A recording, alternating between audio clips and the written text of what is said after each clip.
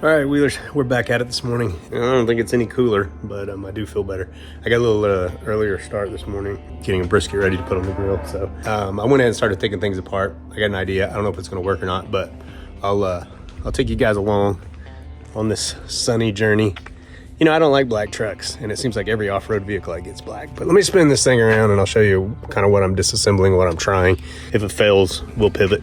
All right, so I've run the cable to this point between the headliner and the lip up here, and so far that's working out pretty good. And then as you can see, I'm starting to pull panels out. Let me back up a little bit, and I was able to pull this out.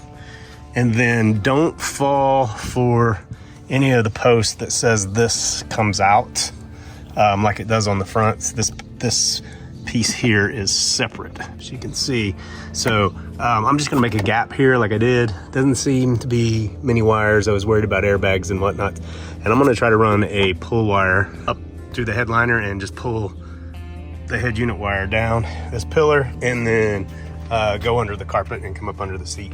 And under the seat in front of the air vent is where I'm gonna mount the radio. So I'm gonna get after this. I'm gonna go find a hanger or a pull wire. I don't have any of my electronic stuff here, but you know, an old wire hanger does a pretty good job. Okay, change plans, change of hats. I kind of showed you what I was trying to do going around the top of the sunroof, around that lip. That didn't work out, so I switched to this. Ended up pulling that back down, pulled the wire back out of this track, right through here, and then pulled down the visor, pulled down the A-pillar. There is an airbag here, be very careful. Then I brought down the door sill a little bit. That made the headliner pretty loose down through here. So I fished the wire through the headliner, come around the corner, stayed up in this lip, and then put the wire in these tracks right here to keep it away from the airbag. Now, I'm not an expert on this by any stretch of the imagination, so use your own judgment. Don't take this as like final advice. If you ever wondered, here's the tube that drains your sunroof. This is also the one that used to get plugged up on the Gen 2s and then just flood everything. I am going to fish this wire down into the kick panel and then bring it down here, and we're good to go. We'll, I think we're gonna put the radio under the front seat. That's where I think there's gonna be space. We're gonna need some light for that to even make sense to you guys. Sorry. Yeah, that's where we're going. Let's see what happens. We'll get it buttoned up and I'll show it to you. There is one right there, clip. It was very difficult to get out. It was spread a little too wide. Then there's one there and one there. Those come out like this. That's fine. Then before I did that, I had to pull this panel off here. So there's clips here, here, here, here, and here, and here. I started at the bottom and just worked my way around, pulled them out.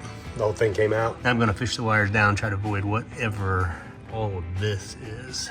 So we'll see where it is. I just jumped on Amazon and ordered some 18 gauge wires that they deliver it today. I get to take a break in the middle of this thing. Not a full install, but hopefully it's enough information for somebody that knows what they're doing or is familiar with this stuff that'll give everybody an idea how to take the stuff apart. I haven't found a lot of great videos out there. And I'm not saying this is gonna be a great one, but something for you at least to go by and some mistakes to learn from. So that's it, carry on. Zip tied it to the down tube or the drain tube for the sunroof, and then brought it down behind there. And then there's wire keepers in here. I brought it across, and it looks like I have just enough cable to bring it up under the carpet and then underneath the seat. And that's where we're gonna go with it. All right, I ran the power supply, or at least the power wire, through the same path. I'm gonna run it up under the carpet here, and I'm gonna bring a wire around from the battery directly through the grommet on the driver's side of the vehicle. I know there's power down here somewhere, and I could probably pull power through one of the upfitter wires that I'm not gonna use. It's a pigtail, but those wires are pretty small, so. Well, I think the radios work better when you have direct power, especially these 50 watters, so I'm gonna go to that trouble. But this is where I'm at so far. Moving back to the back, starting to put together the RPG third brake light kit back here. So separate video, but I'm gonna get cracking on that part, and I'll be back with you guys here in a minute. You won't even know if I don't tell you. Putting the top back together, I thought, you know, before I go any further, I'll assemble everything up here. And then I just wanted to point something out that I didn't know on the F250 when I did it, but once I took it apart, I found it. So it's kind of Captain Obvious once you know about it, but let me show you this. So Probably the easiest way to show you is right here. There's a little bitty notch right there.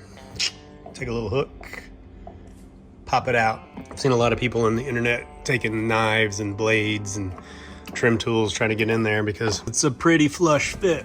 Honestly, it looks real good until you start jamming a knife in there. But right up under here, you cannot see because of the light. There's the wire running behind all the seatbelt safety restraints. I've put this all back together. Got the third brake light in and taking the wires through here. I ran the antenna wire up through there. The excess is laying out front. I'm gonna put all this back together through the middle, and then I'm gonna find the upfitter switch wires and get this thing tied in under the hood. All right, so what I did is I removed this panel, fished a Cat 5 wire up and around. You can see it right there. And I'm gonna bring that around to the other side. And over here, did the same thing, pulled the side panel off, got a jumper cable for the Ethernet, and I'm gonna drill a hole in here and put a RJ45 socket inside there. And then brought the power cables over. I'll tuck those underneath the carpet up here, pull the power cable through, whoa, too bright, through right there. And then I'll run that under the hood, across the top of the firewall and directly to the battery. So the radio, I think, will work better like that. Then I've got some wire shielding or sheathing that I can put on this to kind of blacken it out so it won't be so noticeable. That's where we're at right now. Radio install hasn't been too bad. It's I need that little RJ45 connector. Other than that, I have everything I need. It's the dadgum rabbit hole I went down working on this thing. It kind of threw me off. So let me button this thing up. I'll heat shrink the connectors on there, get that tidied up, and pretty much done with the radio. It's like day 3, but I've been waiting on this from Amazon. So I'm gonna go back out here, pull the side panel off of the console on the driver's side, drill a hole. So I've got a place to plug the microphone into, so I can put it in the console when I'm not using it and just plug it in whenever I'm out off-roading and need it. So let me get that apart, put this in, try to make this video just as simple as possible for everyone. So let's see if we can get up in here with the camera. Drilled that hole right there, and that is where we're gonna put this connector and tie the Ethernet cable to for the microphone. So let me get that done and I'll show you what it looks like when it's finished and I get the cover back on. There it is. Got to straighten it up a little bit, but got it in. I think it looks good. It's pretty hidden. I'll plug in the microphone and test it out, but let me button this thing back up. All right, it's hot out. I've been saying the whole time, but got it done. Got it put together. It looks good. It's pretty inconspicuous. I'll spin it around one more time, show you the things that I've already showed you, but just as a button up for those of you who skipped ahead. Head unit. I've got the connector down in there. Grab the mic. It's keying up, so we got it working. Heck yeah. All right, so that's it. Probably need to find some place to put that like this when we're off-roading and not using it. We'll work on all that. I think the radio's loud enough, but I did buy an external speaker to put in here. Multiple day install, but it didn't have to be. The hardest part was obviously getting that run and taking everything apart.